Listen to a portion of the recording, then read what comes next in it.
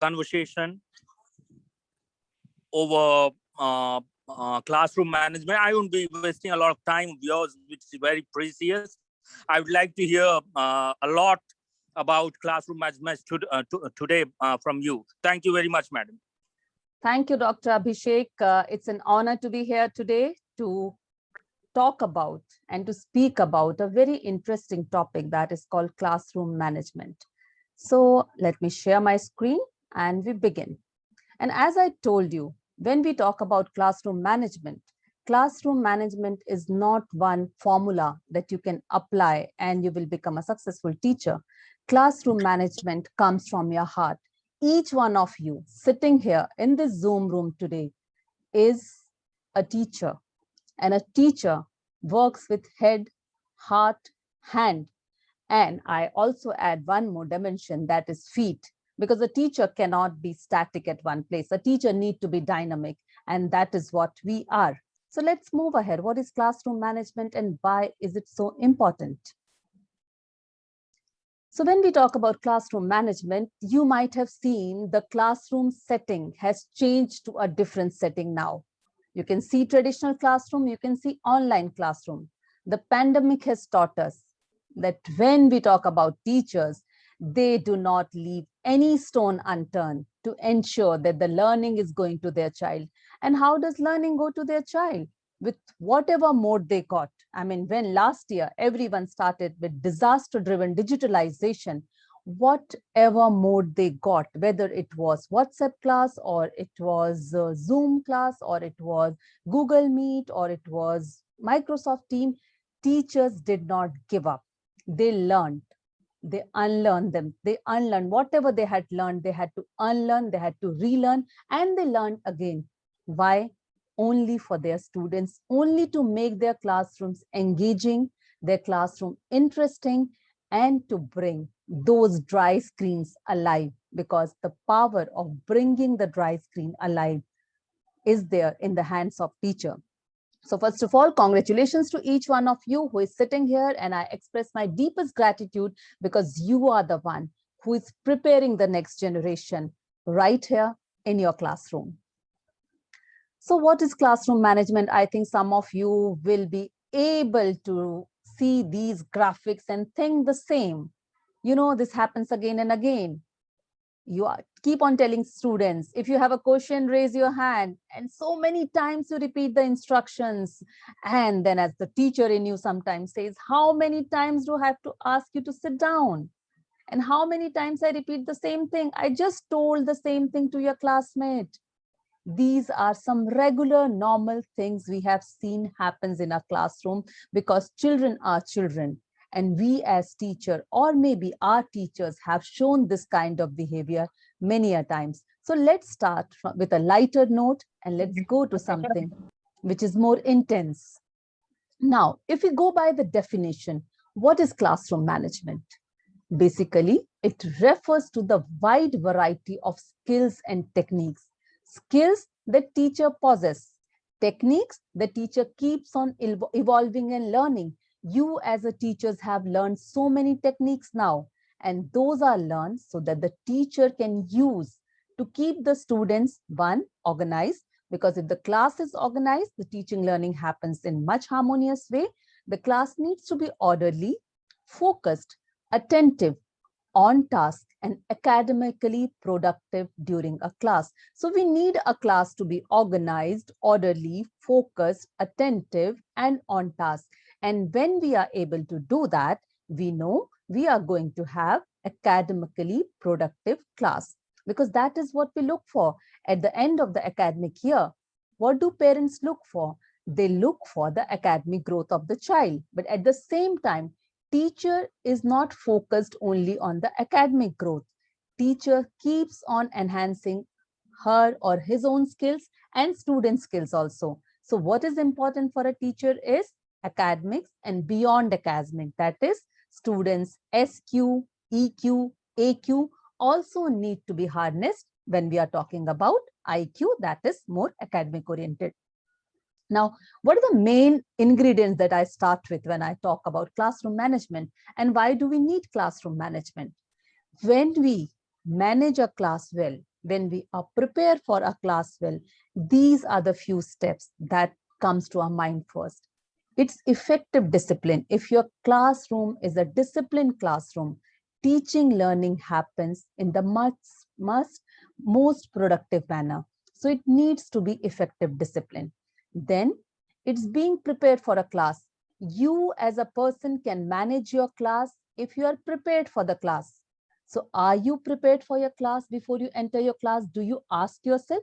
I think most of us are prepared for a class because we have our weekly meetings, we have our lesson plans, we have our distribution of work and the overall overview that this is what I'm going to teach in this particular class. But are you prepared for the adversity in your class? Because there are times students ask questions which are beyond the syllabus, or at the same time, some children do not let you teach beyond what you have prepared. Or sometimes you get the eureka moment. Oh, this is what I need to give to my students when I am teaching. So are you prepared for your class? Are you prepared for all the adversities? That is what is very important. A managed classroom, a well-balanced classroom, okay, motivates the students. Every time students will feel that they are in that safe environment where they are motivated. And this motivation plays a major role when we talk about school education or college education, to be more specific. So if the environment needs to be safe and comfortable learning environment, if you have planned well, you will be able to execute well. It's building your students' self-esteem. When students' self-esteem is built, when you are planned well and you are able to give them the right opportunity, their self-esteem becomes more and more stronger. It's being creative and imaginative in daily lessons. Sometimes we feel, okay, we are the masters of our subject, so we know everything. But it is more than knowing everything. Suppose, for example, you are in a math class.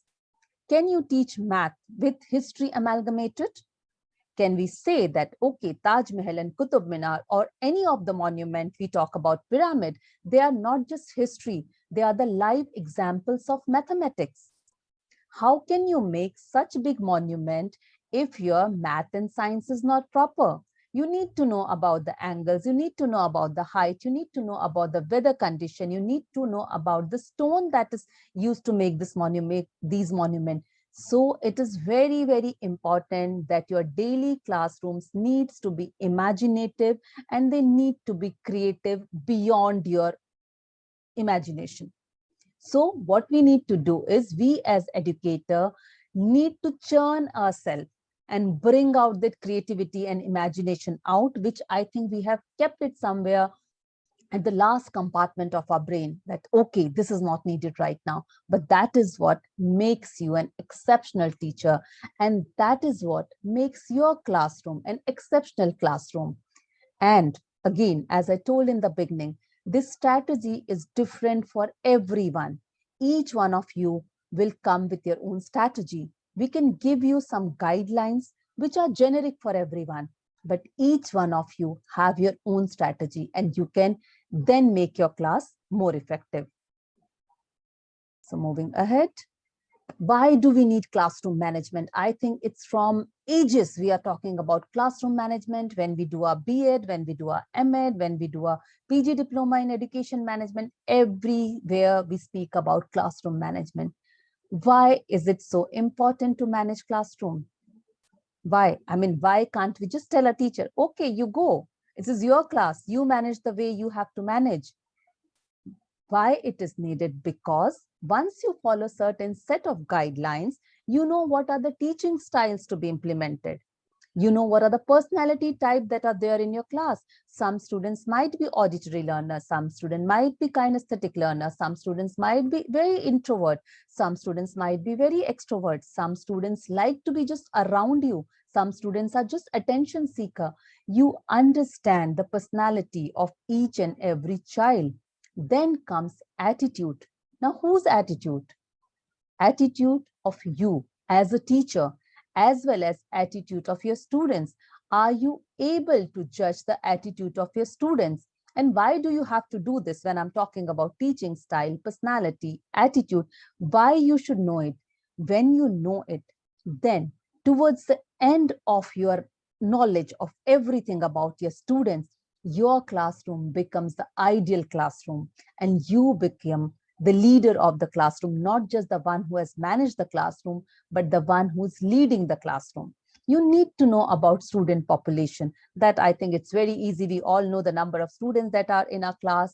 And also you need to know from the demographic area your students are coming. So once you know everything about your student, it becomes easy for you to reach out to your student. Not all management strategies are effective for every teacher.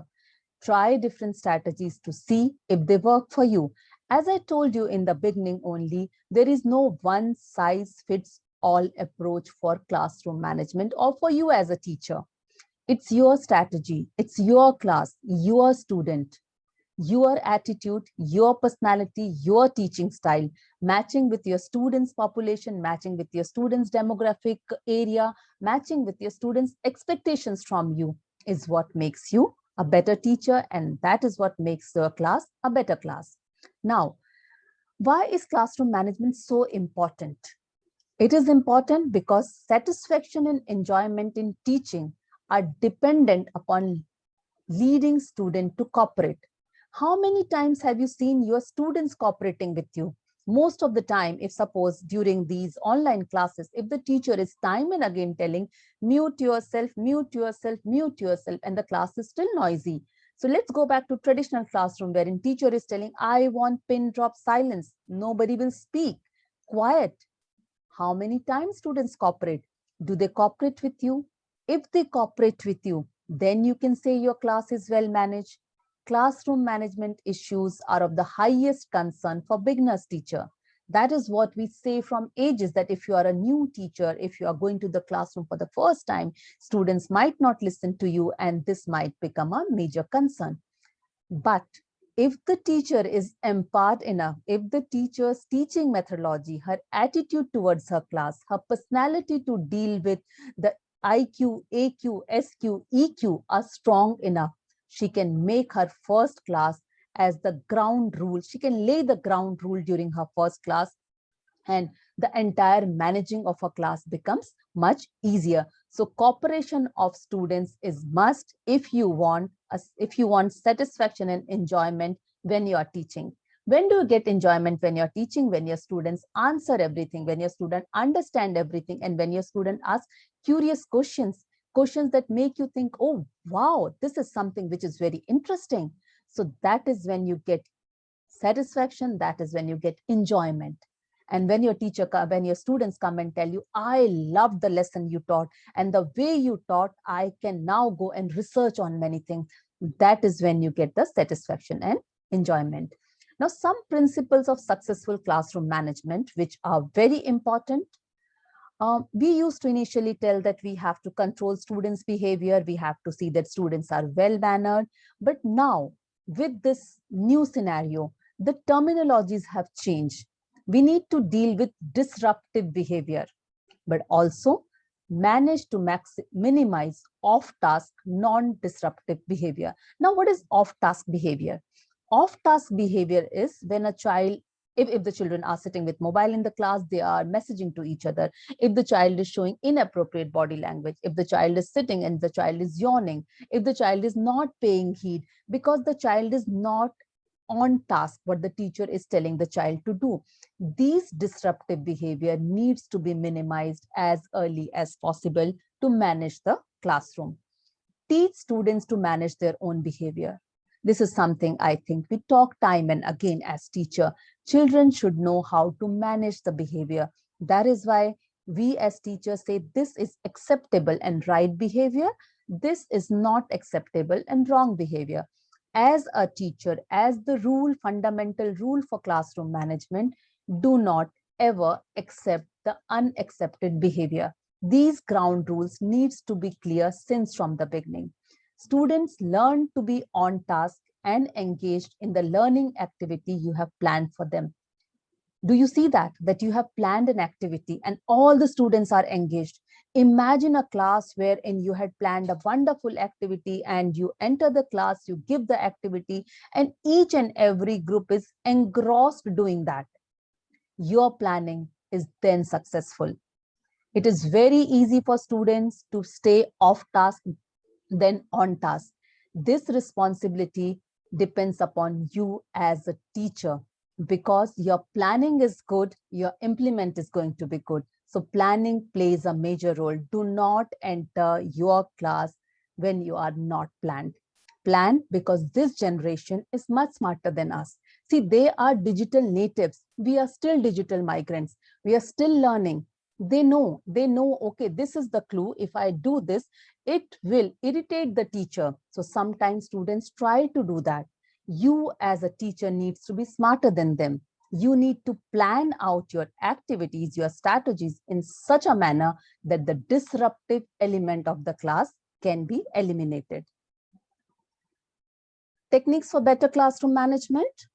Monitor groups of students to check progress. That we always do as a teacher. You monitor your children, how they are doing. You keep on checking on their progress. Okay, this is what they have done in activity. This is what they have done in summative assessment. This is what they have done in ongoing assessment. This is what they have done in cumulative assessment, formative assessment. You keep on checking their progress. Move around the room, so students have to pay more attention. We have done this, all of us in our classroom. I think all of us, we keep on moving when our children are doing some work. When you move, when you are not stationed at one place, and when this movement is there, children can see you as an authority moving around. You are a leader who is taking rounds of your class. You are the authority figure who is showing the children that, yes, my presence matters. And my presence matters not to, again, become a boss. My presence matters because I am there to take care of you. So give student non-verbal cues. Just go and pat their back. Just lower down yourself and see what are they doing. If the children are small, if they are in primary grades, just bend down on your knees and see what the child is doing. Senior children, just bend down and see what the kind of work they are doing. Give them non-verbal cues. Engage in low profile intervention of disruption. Make sure classroom is comfortable and safe. Now, when you engage in low profile intervention of disruption, when the class is getting disruptive, okay, and if you make that as your main focus of the class, the disruption will increase, because it will keep on increasing. You will add some element, students will add some element. So keep it low profile. You know disruption is happening. You need to know how to change the strategy. Keep a very low profile intervention, because children are also smart. Sometimes if they just want the periods to be wasted or 35 minutes to be wasted, they will keep on adding to the disruption. Again, very important, time and again, I'll say, make your classroom comfortable and safe. The safer the classrooms are, the better it is for our learners. Now, you have to over plan yourself. Now, I'm not saying plan, I'm telling you over plan your lesson. You need to over plan your lesson so that in case any disruption happens, you are ready with your other activities. So plan, and then over plan. See all the aspects. Is there any aspect of your lesson which you are missing? There shouldn't be anything that is missing. Come to class prepared. You are the teachers. You are the teacher who are preparing the roots of the children. So you need to come prepared. You can see this beautiful image of the teacher standing with both the hands up like a bodybuilder, because you are the one who will lead the class. You are the leader of the class. So when you go to the class, go with the mindset that you have a big responsibility, and to follow that responsibility or to take care of that responsibility, you need to be empowered. So very important, go to your class fully prepared. Show confidence in your teaching. Sometimes it happens that, okay, during these online session also, if you have made a PPT and there are some errors in that, though you want it to be foolproof, you want it to be right in everything, but there's something called printer's devil, happens sometime. You still need to show a lot of confidence. You can, if the child points out that this is the mistake, Say, I am so happy you could identify it. I was waiting who will identify this mistake, and I'm so very happy you could see it. You need to be confident in your body language, confident in your voice, confident in your clarity of your speech, confidence in your hand movement, confidence in your eye interaction. When you go to your online class, sometimes when you share your screen, you're not able to see your students, but you have to visualize that 30 students or 40 students are sitting right in front of you and you are able to see them. That is what is confidence, because you are talking to your listeners, you are talking to your learner, and you are looking at them eye to eye. That is what is needed. Learn names of your students as quickly as possible. If we have principals and heads of school here, please understand this is the key of a good management. Learn students' name as early as possible. Children love it when you take their name rather than saying the child sitting on the third row or the girl who is wearing black color specs. They love to hear their name. Again, when parents come for PTM, they love to hear their child's name. If principal, teachers address their child with their name, they really love it. So learn the names as quickly as possible. Not the screen names during this pandemic time when online education is going. Don't say screen name so and so. Now unmute yourself and answer. Please learn the names. With itness. So with itness is the new concept and very, very interesting concept that each one of you should know. What is with itness now? With itness refers to a teacher's awareness of what is going in the classroom. You as a teacher, are you aware of each and every corner of your class, each and every student of your class? Are you aware of what is going in the classroom setting? Are you aware what is happening under the table? Are you aware what are the children communicating as non-verbal communication through your eyes? That is something which is with itness, and you need to be aware of that. So when with itness is when you're handling misbehavior, make sure all students learn what is acceptable and what is unacceptable. Now, if the behavior is unacceptable behavior, getting angry or stressing out is not going to help you. Children will again try to do that because they see you getting stressed out. So what you need to do is you need to deal with this unacceptable behavior in a very, very poised manner. And whenever acceptable behavior is there, keep on praising them. Deal with misbehavior without disrupting the learning activity. You are teaching something, you have gone with a lesson plan, you have to finish your activity. And if you will indulge yourself more with solving the disruptive behavior, maybe your teaching learning activity will not get completed. So you need to know that you have to minimize disruption. How can you minimize disruption? By adding some more content to it which is acceptable. If a child is disruptive, give the child those responsibility or make the child your own buddy. If you see a child is just roaming around in the class, and if you need something from one corner or other corner, make that child your buddy. Say, for today, you are my buddy, you are teacher's buddy. There is something that I want you to do, you do it for me. Or you go and distribute these sheets to all the students, or you write something for me on the board. What you need to do is you need to positively change the disruptive behavior. Then only your learning activities that you have planned can move ahead. Proximity and body language is very important from teacher's point of view. You need to know eye contact that I spoke about, facial expression. You have to be particular about that. Maybe you're thinking something. Maybe you do not want to tell a child that the child is not writing well or the child's handwriting is not good because you don't want to hurt the child. But your eyes are showing that expression, your face is showing that expression. So be very careful about eye contact, about facial expression, about the gesture that you give in the class, your body language, your gesture, physical proximity to a student. We all know, we are educated, that we need to maintain our physical proximity. Usually we say that we need to maintain at least 1 arm distance from the child. So all these things are very important when you carry yourself. How you are carrying yourself will communicate that you are in calm and control of the class. and then children will take you seriously. If you are in the class in a very, very angry mood, if you are in the class in a very, very jovial mood, children, they understand the kind of mood the teacher is displaying.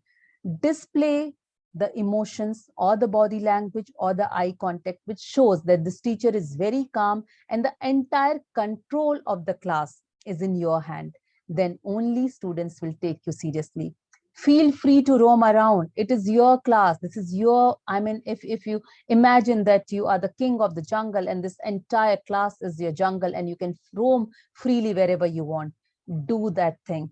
Avoid turning back to class is very important. Very cliche, very traditional, still very, very important. Do not ever turn your back to class. Now, the teachers who use the blackboard or whiteboard, there is a strategy. You should never turn your back and write.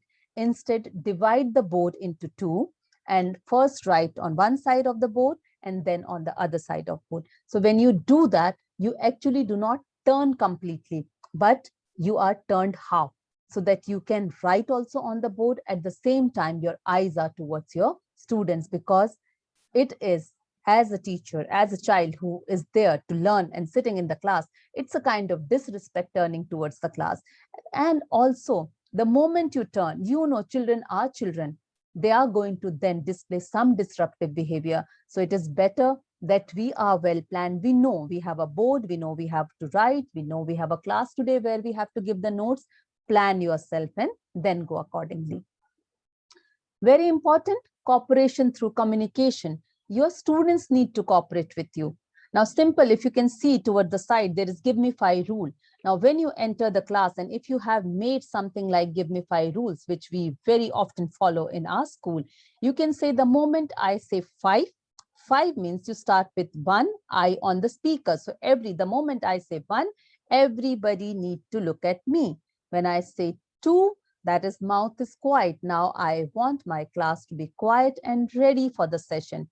When I say 3, that means ears are listening. Show me your ears are listening. So your eyes are on me, your mouth is quiet and your ears are listening. Now when I say 4, that means your hands are free. I don't want you to do anything now. Keep your hands free. And the moment I say 5, get ready, body needs to be still, fold your hands and sit, and you're ready for today's class. Now you are ready to receive the knowledge that I am going to give you. So you need to communicate through various mediums. And what you are looking for, you're looking for students' cooperation. Make these things the rule for your class, ground rules. The moment I say give me 5, the child will understand after a few classes that 5 means I have to be ready for the class now.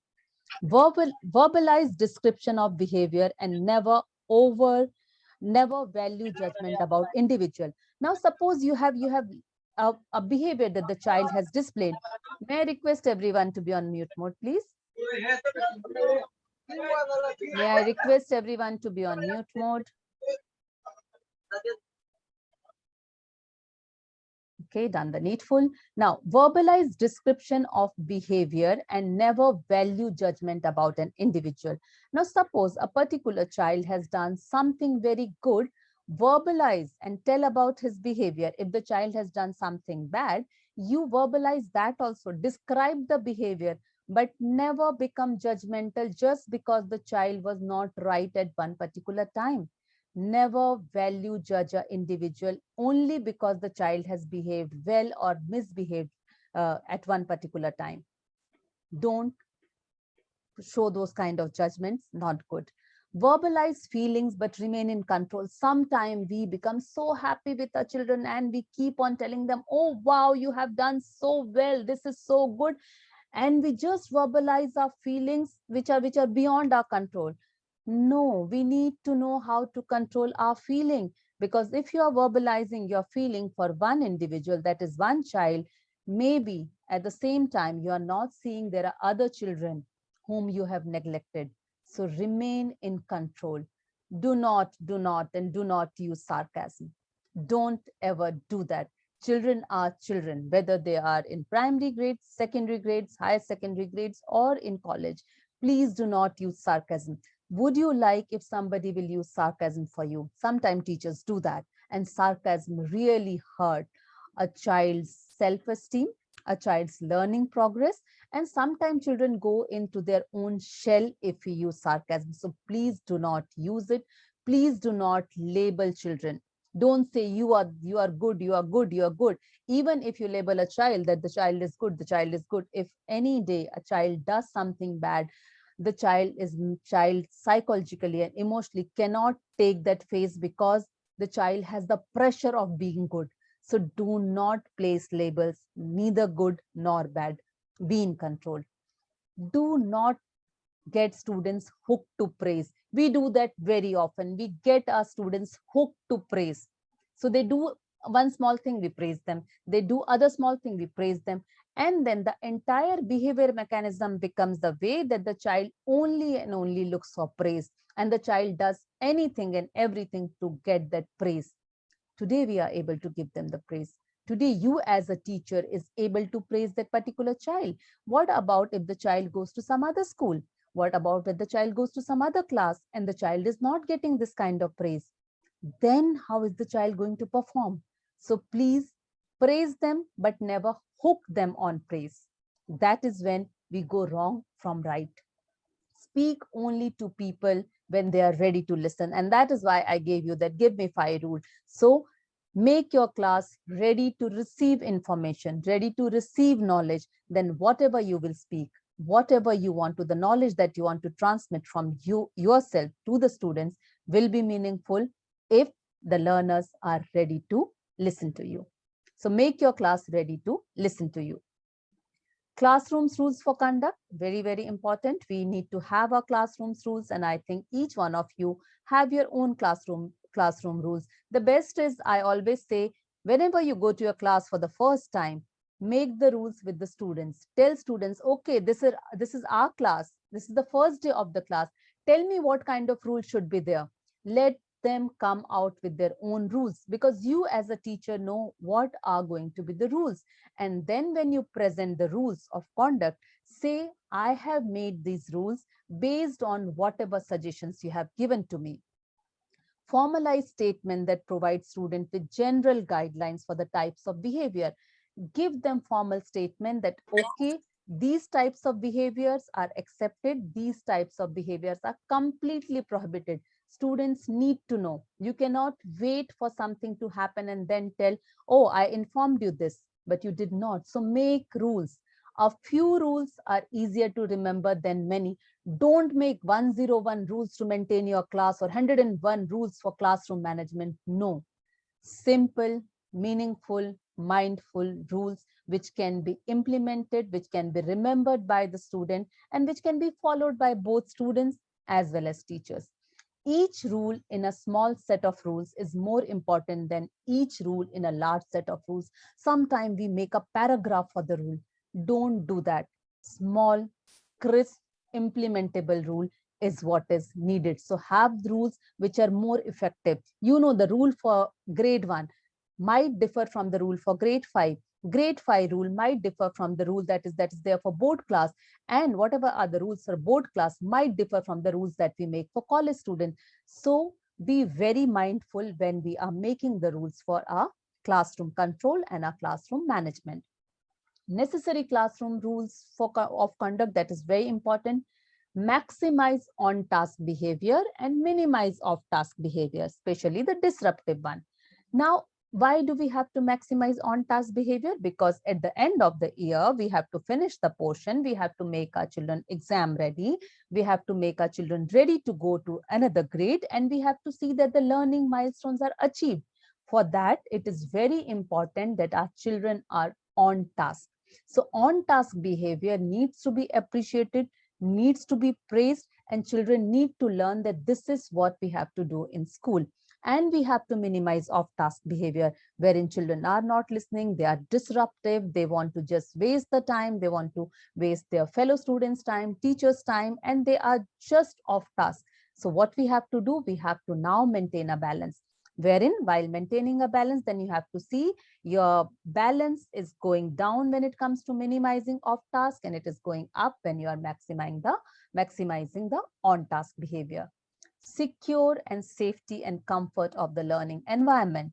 Do not let your classroom setting be the cliche setting all the times. Every time a child is not coming to school to see the fellow learner's head, sometimes we just make that cliche setting. There are tables back to back, we arrange the class. And if a child who's sitting on the last table can see four students sitting in front of the child, so four heads basically, the child can see. Always keep on changing your learning environment, but ensure it is safe and secure. If you have say a huge school wherein you have huge passages, take your class out on the passage and take the class on the passage. In fact, you can take your class on school steps also, stairs. You can take your class anywhere. Learning environment can be created anywhere as long as that place is safe and secure. You are a teacher. You have to manage your class. You are creative. Any place can turn into learning landscape to learning environment if you can visualize that. Prevent the activities of the class from disturbing other classes. Whenever you are taking your class out of the four walls of the class and the kind of activities you are doing, you as an educator need to know that, okay, you also have to manage your behavior, or you also have to manage your conduct. So take your children out of the four walls of the classroom, but at the same time, ensure that the activities that they are doing is not disturbing other classes. Maintain acceptable standard. It is very important. Acceptable standards of decorum among students, school personals, and the people who visit the school. If the school follows a particular set of decorum, a particular code of decorum, which everybody is aware of, you as teacher, students as students, management as management, parents as parents, so the people who will visit your campus, they will know these are the standard set of acceptable behavior, and these are the decorums that we have to follow, and then it will become a culture of the school. Most of the time, or I think almost, we just speak about the curriculum. The parents come to us and they discuss about curriculum. We as school, we discuss about curriculum. We are always very, very worried about curriculum. But have we ever thought of something which is again very important apart from curriculum, which comes in your classroom management? That is the hidden curriculum. Now, what is the hidden curriculum? Hidden curriculum is that what happens in each and every corridor of the school, which happens in each and every corner of the class. And that is what is called the culture of the school. The culture of the school develops from the hidden curriculum. When you ask a child who passes out the grade 10 or grade 12, and you ask, okay, what were the best moments they had? Maybe they will not remember how you taught them, but they will definitely remember the kind of chats they had when they were standing on the corridor, or the games they were playing on the football field, or whatever they were playing. And you as a teacher said, okay, let me also play with you. Or when you were passing by and you heard someone talking about, say, their favorite movie or their favorite cartoon character, you just stop there and you say, oh, I also like that. And they are so happy to see that their teacher is also a human like them, and they always remember that. So the important thing is, along with your curriculum, your hidden curriculum plays a major role in shaping a child's life. Important, and very, very important. Establish a business-like atmosphere, or don't smile until Christmas. Don't be don't be a kind of person whom children will feel, okay, everything depends upon my teacher's mood. If the mood is good, the teacher will be very happy, very jolly. If the mood is not good, or something happened at home, or something happened in principal's cabin or anywhere, then my teacher is going to be very strict today. No, have some set rule. Okay, now when I say business-like atmosphere, why do I say business-like atmosphere when we are talking about class, when we are talking about students? We are preparing our children for the adversity. We are preparing our children for the corporate world. We are preparing our children for the uncertain future. And I think the pandemic has already prepared them. It is very important to maintain that business-like environment. Take advantage of your first day of the class. When a newly graduate executive joins first day and goes to the corporate world, or maybe a doctor, a lawyer, the first day plays a major role. When you might have gone for interview, or you have taken somebody's interview, very often we ask, please tell me something about yourself. Have we prepared our children to tell about themselves in the most quickest manner? Maybe in 1 minute, are they able to tell who they are? That's very important, because that is how your first class is going to be. Your first day of the class is very important. Take advantage, go prepared, and tell them who you are in the most creative manner, so that they can look up to you as inspiration, as motivation, as a person with whom they want to learn. If you inspire your students, if you motivate your students, your English, Hindi, maths, science, anything and everything becomes easy for students and for you. Communication and cooperation then will go hand in hand. Establish an environment in which achieving specified learning goals takes priority over other concerns. You have done everything. You are now a student-centric teacher. You are activity-oriented teacher. You have your inquiry-based learning ready. You have your flipped classroom module ready. Everything is ready. But if you are not able to meet your specific learning goals, then I think whatever we are doing in school with our children will make no sense. So what is important is, though you are taking care of everything that is needed, whether it's social quotient, emotional quotient, adversity quotient, but at the same time, your eyes are on the specific goal that yes, these are the milestones a child need to achieve to go to other grade. These are the milestones a child needs to know, because the child will be going to the outer world. So please focus, keep your focus on the learning goals and let everything revolve around that. It is much easier to establish this environment from the beginning rather than later. See, it is first day is your do and die kind of day. So beginning of the year, take advantage of this initial uncertainty that is called classroom management. First day is what plays the major role for you, because children are also very, very judgmental. They will create an imagery about you. Similarly, you also do. So first day, make it, kill it with your kindness. That is what I say. And for smaller grades, like if we start with pre-primary, I always tell pre-primary teachers that first few days, they need to let the children fall in love with them. Because if a pre-primary child likes his or her teacher, the child wants to come to school. Similarly, in bigger grades, if the child likes the teacher because the teacher has shown intelligence, the teacher has shown kindness, the teacher has shown compassion, the teacher has shown knowledge, the child wants to attend the teacher class. Why do we have so many children who like to only attend, say, games teacher's lecture or PE teacher lecture, or they have their own favorite teachers? Everybody has. Why? Because those teachers display those skills and use all the techniques. I have seen few of the last session wherein all the esteemed speakers have given you those techniques. Mix those techniques, make your own Pandora box, and let the goodness comes out of that and become that empowered teacher whose classroom is a well-balanced and well-managed classroom. But first day again remains the most important day, whether it's online or it's offline. Dealing with misbehavior is very important. We all know that we all face these kind of misbehavior very, very often. So how do we deal with misbehavior? Every behavior has a function. When you will start observing misbehavior, you will understand that every behavior has a function, whether it's right behavior or it's wrong behavior.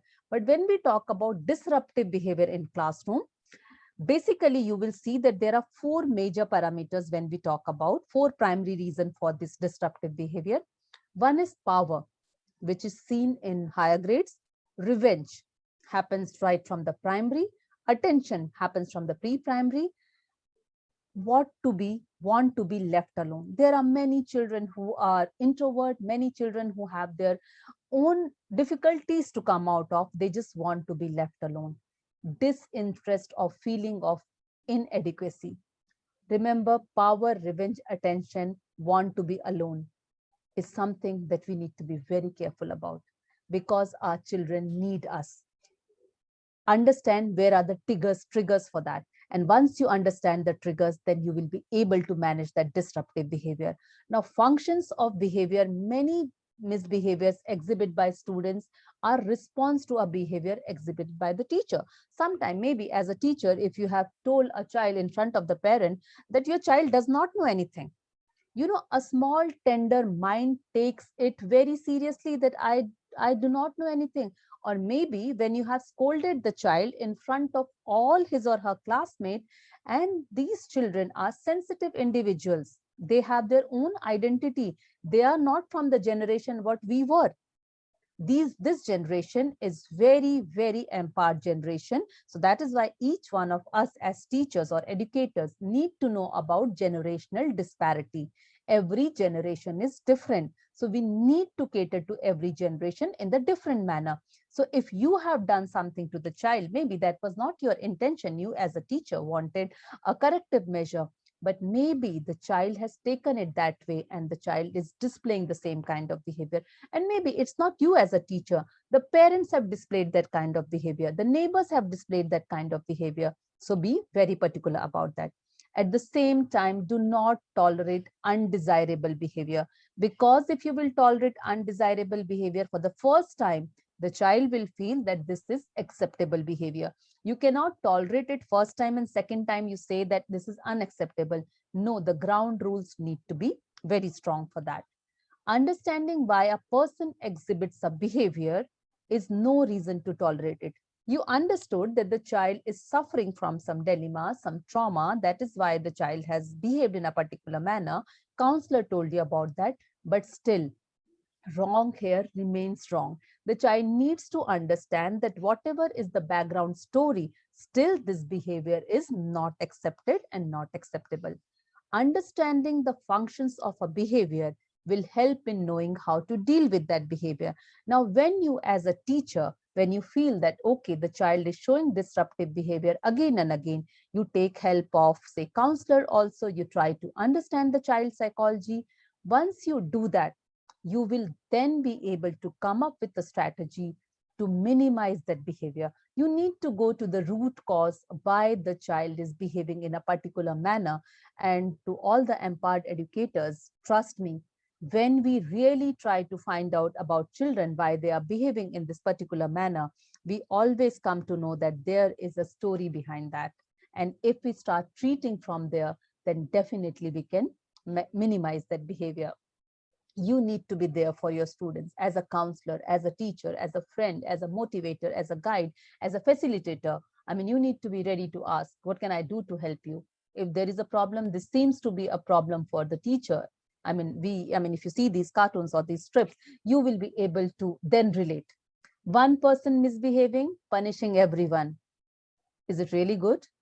Should teachers use collective punishment? Two children were talking in the class and teacher says, okay, I'm not teaching anyone.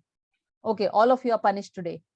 And sometimes we do that. Our teachers do that. So is it right to give collective punishment wherein the entire class was not right? And this is something that we do very often. I have a special set of skills. I can find your parents' number and I'll call. We do threaten our children, don't we? The moment they do something, we will tell your parents. After some time, children feel that what more my teacher will do? Will just inform my parents. So it's you who have made the child understand that max to max, or the maximum that you can do, is inform the parent. And the child knows how to manipulate with the parents. This one is again very beautiful. The bell doesn't dismiss you. I dismiss you. So here, the authoritative figure in you tries to tell the children, it's me who is the boss. I can do whatever I want. That should not be the behavior a teacher should ever display. So that was on the lighter note, but yes, dealing with off-task behavior, because most of the time our children, they show these off-task behavior. First, let's come to this beautiful two image which says, make your coffee, be strong, and your students be calm. Very important that our students need to be calm. With this generation, again, I'll tell you, the generation who is technological generation, the generation who sometimes find that there is no one to listen to them. Because, for example, if you have your own kids and you have your students also, if they sit with their gadget and they say they are doing some kind of research, most of us as a parent will go and peep in to see whether the child is really doing research or seeing something else or going on the social media. We do not trust them. Very important, we need to trust them. So for a teacher, if these kind of things happen, needs to remain calm and pretend that it is a part of their lesson plan. So these are two beautiful images, but coming to the main disruptive behavior, how do we have to take care of off-task behavior? Remain focused and calm. Being calm is the mantra. We speak about so much about mindfulness. What is mindfulness? You need to remain calm. Organize your thought. You are very angry. You want to shout. You want to scream. You want to tell the child whatever you want to tell. But what is important is remain calm. Practice calmness because you're a teacher. You have chosen this profession. You are the one who is preparing the next generation. You are the one who is preparing the nation and the world. What kind of nation do you want? What kind of children do you want for future? What kind of citizens do you want for future? Please organize your thought before losing your calm. Either respond decisively or ignore it altogether. If you are not able to manage the situation, just ignore it. Otherwise, respond decisively. When you ignore it, after some time it settles down and you go to the other task. Otherwise, respond very decisively. Distinguish between off-task behavior and off-task behavior pattern. Sometimes off-task behavior happens like yawning or doing something under the table or texting each other while the class is going on.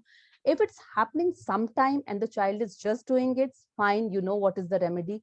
But if off-task behavior is a pattern wherein it is getting repeated again and again and again, and the same pattern is happening that, okay, this child does this only during the math period, or this child only says that my stomach is paining when it is PE lecture. So start identifying those behavior patterns. Control the time and place of dealing with off-task behavior. You need to have the control over the time and place wherein you are telling the children or you are helping the children come out of this off-task behavior, or you're dealing with that. Every time, everything should not happen in front of the entire class. The child feels demoralized. So understand time and place plays a major value. We often say that you have to, if you want to praise someone, praise in public. If you want to reprimand someone, or if you want to give feedback to someone, or if you want to say, okay, this is wrong, do that in private. So praise in public, but if you want to punish someone or if you want to tell someone you are wrong, that should be always done in private. Provide students with dignified ways to terminate off-task behavior. Now, give them the solution. You have seen the pattern. You know the child goes to the off-task mode. The child has a pattern. Give them the dignified ways to terminate. I mean, they can't do it overnight, because if that is a pattern, coming out of this will take time. You need to give them the solution which are dignified, wherein the class will not tell them always or point out that, okay, this child keeps on doing this. So slowly and gradually the child has to overcome this behavior. Attention seeking behavior, I think most of us, we face this issue that some of our children are very, very attention seeking, because they prefer everything that is negative. They will prefer getting punished, they will prefer getting criticized, they will prefer being ignored. I mean, they like all these things. And you need to give attention to these students, because most of the time you will see that they're off task. So whenever they're on task, they look for the cooperation. Catch them being good. This is the catchphrase you need to have. They seek attention. They will do something so that you will give them attention. They will do everything negative so that you give them attention. You shout, you scream, but you're giving attention. So what is important is catch them being good and let them know you caught them. If they are doing something good, that is the time you have to then come to them and say, oh, wow, give them attention. Always remember, if you will do that, then that will become their behavior pattern. When they will seek attention, for that they will start doing good. So rather than being attention seeking in the negative way, their way will change into the positive one. Your child isn't giving you hard time. I personally like this particular strip. Your child isn't giving you a hard time. Your child is having hard time. This is what all of us needs to understand. If a child is disruptive, if a child is attention seeking, it's not because the child wants to give you hard time. It is because the child is going through a very, very difficult time. Be empathetic, be calm, and then give the solution. And pay attention for everything. All the teachers, they need to pay attention to everything, whatever happens in and around. Misbehavior is a cue. It's a clue. Sometimes everything starts from misbehavior. Attention seeking starts from misbehavior. Disruptive behavior starts from a small misbehavior kind of pattern. So what is needed for a teacher is always pay attention. We need, as it is told about teachers, that teachers have 100 eyes. They can see whatever is happening. They have eyes in front, they have eyes in back, they have eyes everywhere. So yes, we need to have eyes everywhere. We need to pay attention. There's a lot of power seeking behavior. I told you about power. So power seeking student, they attempt to provoke teacher into a struggle of wills.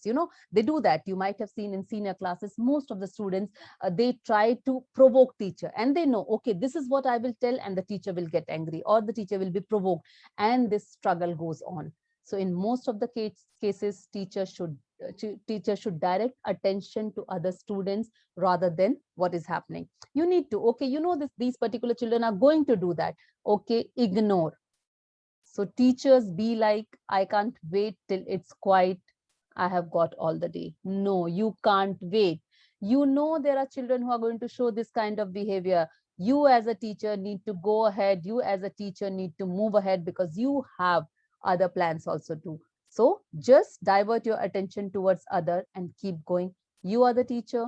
Who is ruling the class? You are ruling the class. Whose class is that? That is your class. Who is managing the class? It's you who is managing the class, because you are the leader for that class. Some lovely strips, if you can see, and I really like them. If you start from the first one, oh, that is, you think being a teacher is easy. We hear it so many times, right? Everybody says being a teacher is easy because they get summer vacation. Is it really so easy? Now see this extreme right one. My face after giving instruction and someone asks what to do. You give so well planned, curated, meticulous instruction, and then you will see one hand raising and saying, what am I supposed to do? And it happens so many times with us. And sometimes when you want your class to be like well-disciplined class, you will see one kid saying, and that waiting sound, but to be quiet, that sounds become so loud that sound itself become a disruptive sound. And the moment you start teaching after struggling with everything, you have number of students who want to go to bathroom while you're teaching, right? These are the common things we have all seen. So teachers, you are not just teachers. I prefer to use the term educational rock star. You are the one who is always balancing. You are the one who is always juggling. You are the one who is always witnessing all the emotions, because you are the one who is managing the class. And what is the most important aspect that I would like to discuss about classroom management is how just you are. Now you can see 4 images here. First image shows you about the reality, what has happened. One gets more than needed while the other gets less. And that is disparity, huge disparity. That should not happen.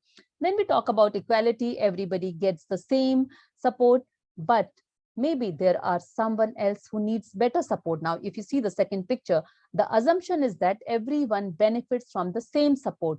This is considered to be equal treatment. But if you see the image, not everybody is getting the equal treatment. Come to the third image, which shows equity. Everyone gets the support they need, which produce equity. Okay, everyone is able to see what is happening on the playground. So everyone gets that personalized support. But then what is justice that a teacher needs to do? All 3 can see the game without support or accommodations, because the cause of the inequity was addressed. The systematic barrier has been removed. So when you open the arenas for your children, when you bring them right from equality, equity to justice, when you are just for everyone, they feel they're a part of your class and they all are together. They all have equal rights, irrespective of whatever they are, whoever they are, whichever demographic area they come from, whichever family background they come from, they are together, they are alike. And we as a teacher need to be just. That is very important. So again, summing up, why classroom management? Classroom management, because when we use the strategies and execute everything that we have discussed effectively, then teacher minimizes the behavior that impedes learning for both individual students and group of students, while maximizes the behavior that facilitate or enhance learning, both academics and beyond academics. When we talk about school, school is not just about English, Hindi, math, science. School is not just about academics. School is a mixture of, or an amalgamation of, academics and beyond academics. If English is important, your dance is important. If Hindi is important, music is important. If math, science are important, your playground is important, yoga is important, cricket is important, physical education period is important. So a right balance of academics and beyond academics will make you a better teacher, will make you a better individual who is able to manage the classroom effectively. So what do I want to give you towards the end? I am giving you a simple key. If you can just focus on the image that is there, I'm giving you that key to unlock and unleash the potential from each and every individual. You are the teacher, you are the educator, you are the change maker. You have the key to unlock each and every child. So when you enter your class, you see many children. These children are waiting to be unlocked. Their potential is waiting to be unlocked. If you can do that with whichever strategy which is right fit for you, because not everything is right for you, not everything is wrong for you. When we talk about classroom management, every teacher can have his or her own strategies, and each strategy plays a vital role in the upbringing of our children. So from my end, what I want to say, whether it's your whiteboard or it's your blackboard or it's your screen that has turned to your classroom, educators, you are the one who can play the magic, because you are the one who has knowledge. Your students can gather information from everywhere or anywhere. They can just go to Google and gather information. But what you provide them is knowledge, not just mere information. You take them from that journey of information to knowledge. Then that knowledge, you convert that knowledge to wisdom. So you are the one who plays the magic with technology. You are now, I mean, you have made technology your substitute. The technology cannot ever replace teacher. But if technology is there along with the teacher, definitely you are the most empowered human being who is ready to make the future ready. That is there in your class. So this was all from my side, and I'm giving you this key. Each one of you take this key and ensure that you're unlocking the potential that each and every student that is there in your class possess. That's from my side. Now you can ask whatever questions you have or anything that you would like to share, ask. So I will go through the questions also that's written in the chat box so that I can answer. Meanwhile, if any one of you want to ask question, you can unmute yourself and do the same.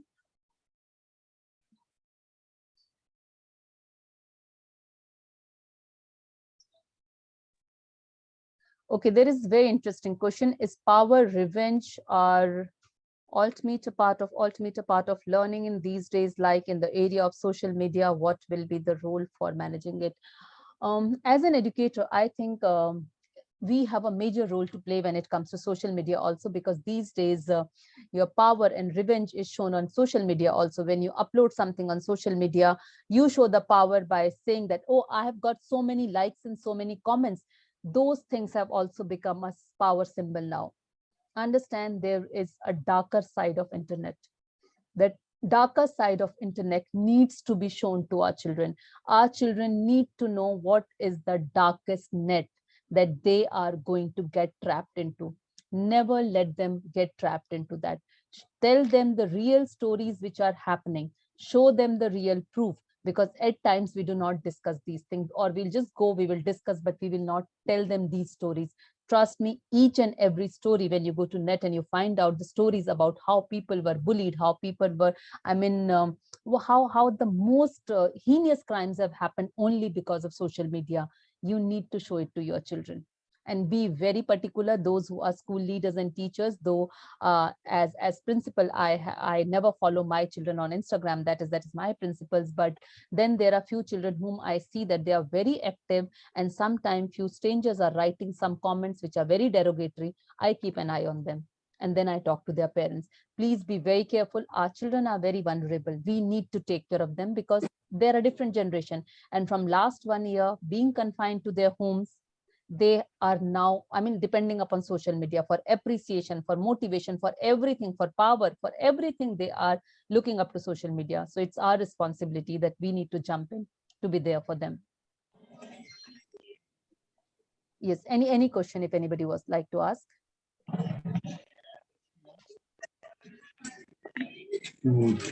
Okay. Yes, sir. So that was a pretty nice presentation. Very good. Thank you. Thank you so much, sir. Appreciate this. Yes. Actually, I thought there are some other people who are wanting to talk to you, but I just posted a question, like, regarding our student, and whose parents brought him to the school today forcefully, and he spoke nothing to me, and he was less like, a sort of introvert guy even earlier, well, in the formal schoolings. But today here, almost for 15 to 20 minutes, this student spoke nothing. He's a 8th grader. I wrote 7th, I believe. So, I mean, he could not speak a single word. And at the end, I felt like, he was very hesitant, or I made him like more embarrassed, or maybe, I don't know. Mother talked and she had a lot of stories. And at the same time, there was another guy who came along with him. And this situation, I don't know how this guy is going to handle. Actually, I tried to convince the mother as well, but these sort of situations are happening more in this, especially when you have an online classes as you're talking this one. Unfortunately, I missed the session. I was at the end of the session that you talked. Anyway, it was very informative and very nice one. Thank you so very much. If you could answer on the question I raised, please. Yes. So I think this usually happens, and it is happening more now. One is we don't know on what pretext the parents have got the child to school. Okay, sometimes parents tell children they are going to school by giving them XYZ reasons, and maybe those reasons are not the right reason. Sometimes parents bring the children to school during these online times, saying that, okay, you are not studying at all, so I'm taking you to your school and your principal is going to talk to you. We really do not know what is the background story. So when a child is quiet, when a child is not speaking, it is not that there is nothing going on behind. The behind story is much more important, because many a times we are seeing it time and again. The child will not feel comfortable within 15 minutes. Maybe again, I'm emphasizing on what was the background story. That is very important. Maybe when the child will come to you next time or third time, that time the child will open. So in our school, what we do, I have a strict rule that when a new child comes for admission, whether you take admission test or not, I am not interested in that. I am only interested in talking to the child. Is the child psychologically ready to move to our school? If the child is not psychologically ready, then the child cannot learn in the harmonious manner. A child needs to be psychologically ready, and for that, the child needs to speak to us. The child needs to speak to us. And I think this child who did not speak to you for 15 minutes, and that to a grade 8 child, we need to pay attention to this. We really need to pay attention to this. Actually, yes. Actually, he is our existing child. He's not a new one, actually, And, he overplays the games overnight and, many of the times. And, the parents have to be brutal, or sometimes, they have been physical on him, And I believe that this guy is going to be very much traumatic in a long way. And he would be a revolting one, in a long period of time. He will be like really, obstinate about the parents' behavior, parents raising hand on him and many other things. And I wanted, him to have more time. Even I gave him the facility. He can come to school and study there. He can use Wi-Fi's and everything, what is possible in the school. So I've just, I believe we need more counseling to the parents. Parents are busy in their own ways, and the kids are left alone at home, and they do whatever they know. Even they don't listen to the teachers. Whatever they know, what is best to them immediately, that's what they are doing it. So honestly speaking, this generation is very lonely. Honestly, this generation is very lonely because they don't have anyone to talk to. Parents do not have time because both the parents are working. Children are left with the gadgets. And honestly, as I told you, even if the child is doing research and the child says that Mama, I am doing research, still you will see mothers are going and peeping in the device to see whether the child is telling truth or not. So there is no trust. These children need us much more than what we needed our time. These children really need us, and a humble request, you need to really take care of that child, because if the child is showing those sparks of becoming a person who might go to the disruptive direction. We have to save these children. Very important. Thank you. Thank you so very much. It was very interesting. And hopefully, you know, in the days I would be connected to you. I do have a school in Kathmandu and we're running it for last many years, like 7 or 8 years. But I happened to be introduced with Indian, system of education. I was the principal of Delhi Public School for nearly 4 years. And we have our own project in Kathmandu right now. Thank you so much. Really, thank you from the land of Pashupatinath, and bless everybody who's present here. Thank you so much. Means a lot. Thank you so much. Do we have anyone else who would like to know something? Because I'm going to give you a question paper after this, and you have to write the answer. So is there anything you want to ask? Actually, may I trouble you? I'm pretty sorry about this one taking a little bit of time. And what station is this? I got the link and just immediately I clicked in because classroom, I thought classroom management. How do you manage your class? That's interesting. But who are you, by the way? Who am I? I am Dr. Seema Negi. I am Director Principal of Sanjeevani World School.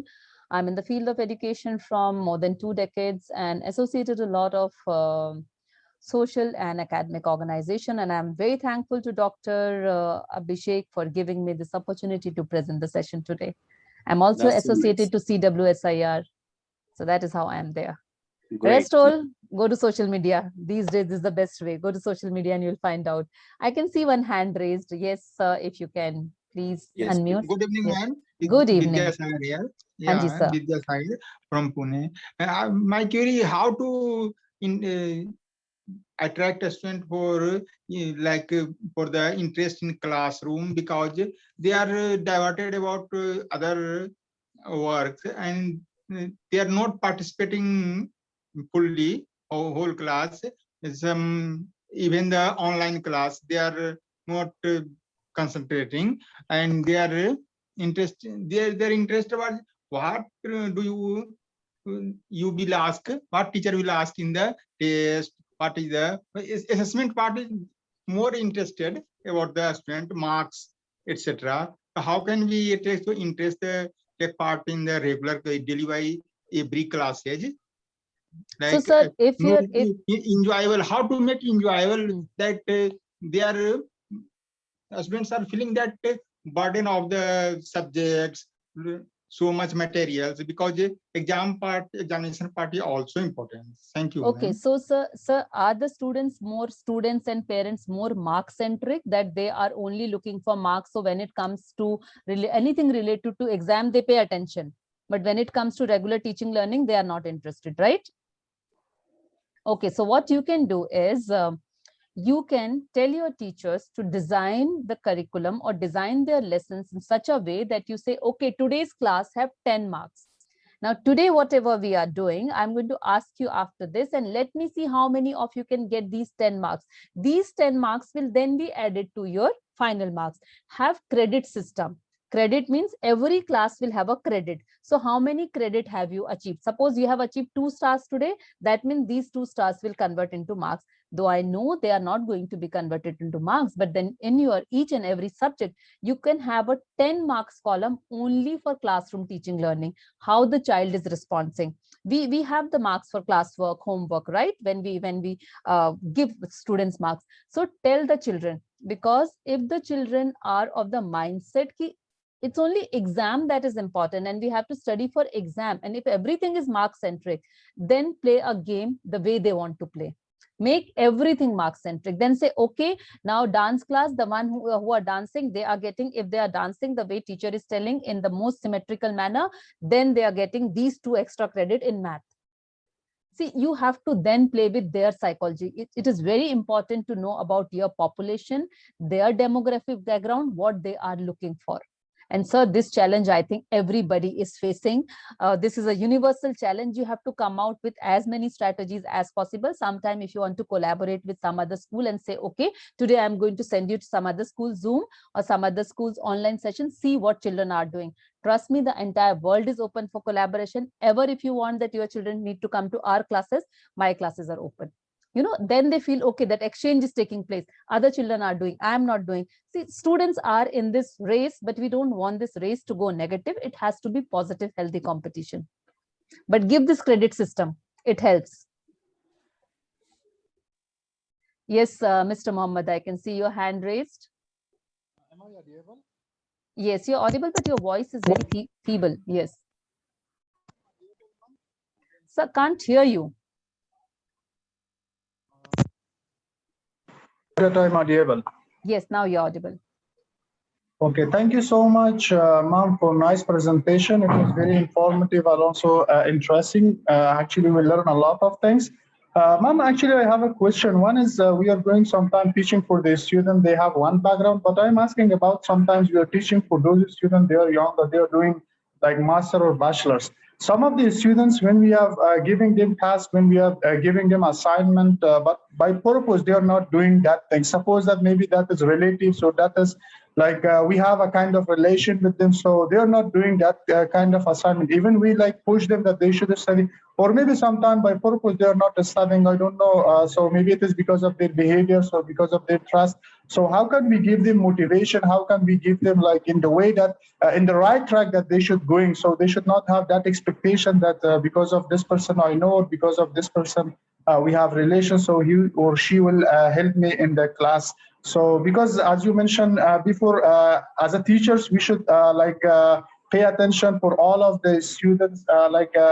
We should think of all of the students like similar. So we should not make differentiations, as you was like showing for us in one of the slides, the reality about equity and equality and justice. So we should have the justice for all the students. So how can we transfer them that they should similar to all of the students, and there is justice of mind for all of the students, like for all from A up to Z. Thank you so much. This was my question. I hope that you got it, ma'am.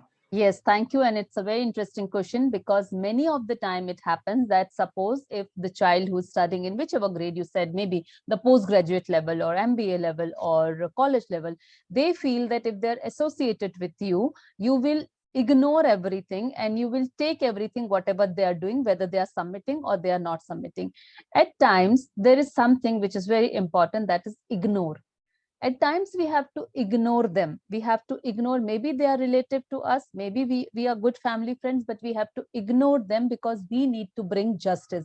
We need to selflessly praise the one who is doing. Okay. And again, what again I'll say, what we have started is when you have to go for your higher education and when you have to take admission in foreign university, or when you have to go to corporate world, you can start a system of giving credit, okay, or giving social score, that if you finish this work, you will get this score, and these scores towards the end will end, and you can give them an appreciation letter, which will be good for them for their corporate world, which will be good for them for their university admission. You have to derive your own methodology to appreciate the one who are doing. And the day you start appreciating the one who is doing and who is regular, the one who is ignoring will then feel that somewhere down the line, I am not getting what I wanted, and will understand that there is a difference between knowing a person personally and the professional work that we have to submit. There's a very thin line when we know someone, but that line needs to be maintained very well. And that is what we need to teach them. And the day the child will learn, whosoever the child is or the children are, then they will come on the track. So sometimes, it's like,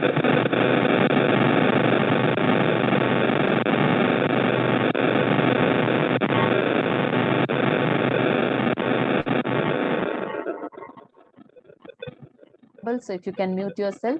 So what is important is we need to give the children some time, little bit, and we have to pull. It's just like a pull and push mechanism, where we have to push and when we have to pull. We have to pull and take away some of the luxury, some of the merit, some of the appreciation that we have given to them, so that they understand how difficult is it to achieve it later. So, sir, it is like playing with the child's psychology. Basically, we'll have to play with their psychology. Give them, take it back. If the one who is not submitting the way you want, take it back. You have to sometimes take some credits back from them, take some whatever you have offered them, I mean, the relation or whatever, take it back. and do not show them that, okay, this relation is here also when we are in the teaching profession. It's a different thing, and what we are doing here is a different thing. Yes, I can see a few more hands. Alia and yes, Mr. Ishaq, you can ask, please. Really appreciate it. Thank you. Thank you so much. I hope I could answer your question, because I know when we talk about senior grades or when we talk about college students, sometimes they feel that they know much more than us. For them, they start seeing teacher as their friend, and then they feel friend means, okay, even if I'll not submit it, it is okay. But then our responsibility as an educator becomes more important, because we have to draw that line. This is the line, and beyond that, nothing is acceptable. Exactly, ma'am. Thank you so much. Thank you, Mr. Mohammed. Yes, Mr. Ishaq. Thank you, ma'am, for this informative presentation. Ma'am, I question that in our education university, we have 10 to 20 students who are very much disrupted. They don't have any interest in teaching learning process. How, ma'am, we can deal with them, and how possibly we can bring them on the right track? Sir, I am not able to get you clearly. There's some disturbance. I did not hear your question clearly. Or if you can write the question in the chat box. I could hear that there are some students, but beyond that, it is not clear. So you can write the question in the chat box till the time Alia, Afia Bhatt, if you can ask your question. Ishaq sir, question, yes. Hello everyone. I just want to humbly thank you for such an insightful session. And I want to highlight my takeaways from this, because I'm pursuing research and I'm new to this field, but I'm trying to become a good student-friendly teacher. And my takeaways will be like this: we all are here dealing with a noble profession. We first should respect this profession. Then we can even co-design and co-create everything as per the situation demands. What actually I think new techniques can be generated. Technology will undoubtedly help all of us. There is no doubt about it. But being a responsible teacher, we have to co-create and co-design everything as per what situation is actually demands. And my takeaways from this particular session is like how you said that we have to first plan, and then over plan, and this means a lot. This itself indicates that the one single lesson plan hardly work for everyone. We will start saying that we are going to implement Herbacean method, and that will be applicable to everyone at every time. I think we have to plan, then we have to over plan. It's a good thing I learned particularly. And this thing that I will always cherish this one, what you use a word, teacher's buddy. I am using this buddy word everywhere, but first time I have learned that we can use this teacher's buddy, so that but we have to use this term as well, as in a mindful way. And the best thing I learned today is we no need to turn back. Because often we used while they are modern teachers or traditional teachers, they used to get back, they while writing in the blackboard or whiteboard, they often turn their back towards their students, and that automatically give the indisciplined way of look towards the whole classroom. Overall, the session was very much enlightened, and I hope certain such sessions will be held soon again, so that student friendly teachers like me will enrich their knowledge. Thank you so much. Thank you so much. And since you said you are the new teacher on the block, so best wishes for you. And the only thing is, yes, co-create, be a co-partner of learning. When you're a co-partner with your students for learning, when you do not feel that you are the teacher and you are the one who possesses the knowledge and you are the one who has the entire knowledge, the day you bow down to your learner. See, for me, the simple mantra is the learner in me bows down to the learner in you. If you are ready to learn from your students, trust me, together, you and your students will grow. And everybody will feel safe, everybody will feel secure, and everybody will be a part of this learning paradigm, which is shifting to a major landscape. I mean, we can see that there is fully tectonic movement when we talk about learning. Everything is changing. So be there with your student, be a co-partner in the learning paradigm, and all the best to you for your future also. Thank Mr. you so Ishaq, much. I can see your hand. I hope now there won't be any difficulty. Yes, sir. Mr. Ishaq. Sir, I can see your hand. You can ask the question now.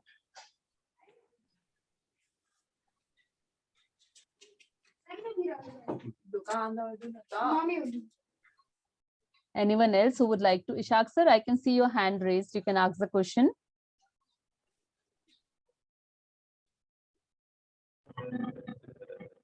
Ma'am, am I audible now?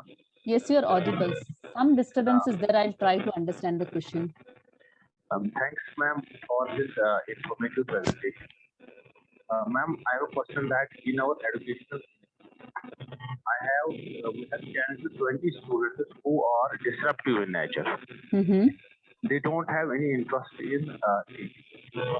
How we can deal with such students and how we can bring them on the right track? Okay, so got your question, sir. Again, very interesting question, because challenges are what makes a teacher a better teacher. So if you have these 10 students who are disruptive, follow simple rule. First, but they are in the class, okay, tell your counselors to observe them.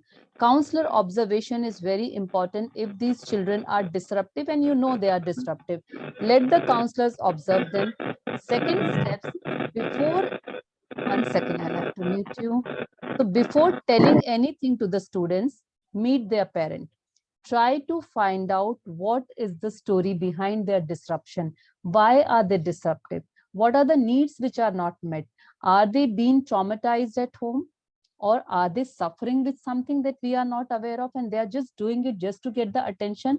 Once you meet the parent, once you listen to the story, that is a home side of story, and you have your own school side of story that your counselors will tell you, then plan out something called remedy, and then go to the students. And trust me, the children who are disruptive, there is always there is a story behind that, what is troubling them. Find out what is troubling them and start giving them positive reinforcement, because most of the time we keep on scolding the children who are disruptive. I mean, that's so common of us, of the teachers, that we first thing that we start is we start scolding them. And we have to change our methodology. We have to be more empathetic towards them. And again, if it is online school is going on and these children are disrupting, again, always the children who are the most notorious one, make them your own buddy. In a physical class, if the child keeps on moving around, make that child your buddy. Okay, get me the notebooks, get me this, get me that. You have to then use your positivity, their energy, their enthusiasm in something that you want.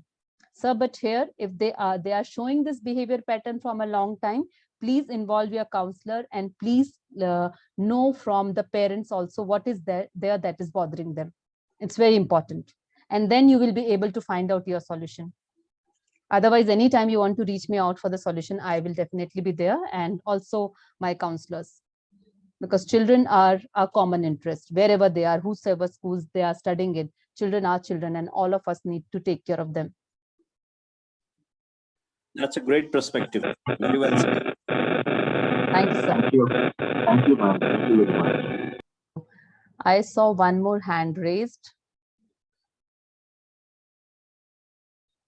No, I think it is done.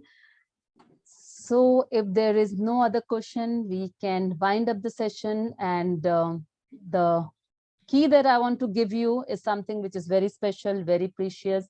You are the one who can unlock the future for your children. You are the one who can unleash their talent. Use the key meticulously, diligently, and make each and every learner so empowered that when the learner will turn back and look at the school, the learner will say, this is the place where my future was shaped, and I'm so very proud of my alma mater.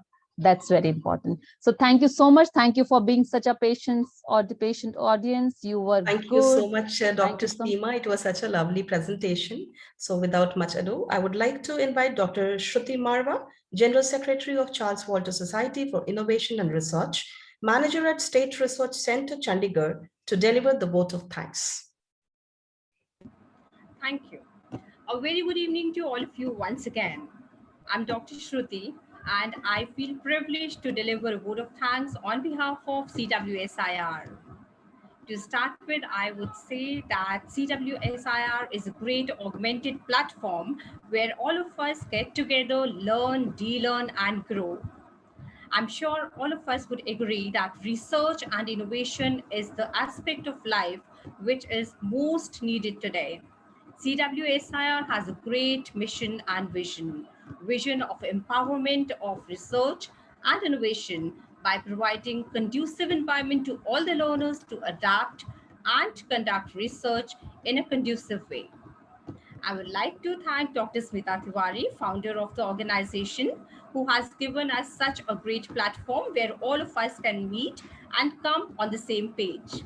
A great thanks to Dr. Abhishek Pandey, who has started with such great programs, which I am sure all of us would again agree that have become the need of the day. In today's session, I could see that there was so many key takeaways, and all of us have learned a lot. And these programs have been designed specifically to promote lifelong learning in the form of certificate in teaching pedagogy. I would like to extend great thanks to all the members of the society, ambassadors, state coordinators, state presidents, directorate, secretariat, and the master trainers. All the students and all the candidates who have enrolled into this program have made all these programs a great success. I congratulate all of you to be part of all these programs, and I'm sure all of us have learned a lot. Once again, I would like to say thanks to all those who are included in this program. And I believe that it is important to disseminate the knowledge and information that we get. So our upcoming program, World Youth Summit, would be organized in July, and Dr. Abhishek Pandey would circulate the information very soon through Facebook and WhatsApp groups. And once again, I would like to congratulate all of you, and a great thanks to everybody.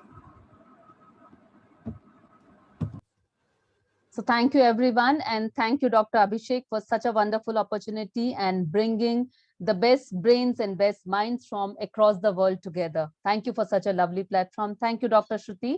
It was lovely hearing you. Thank you, Dr. Ravi Tripathi. And thank you, everyone. Thank you so much.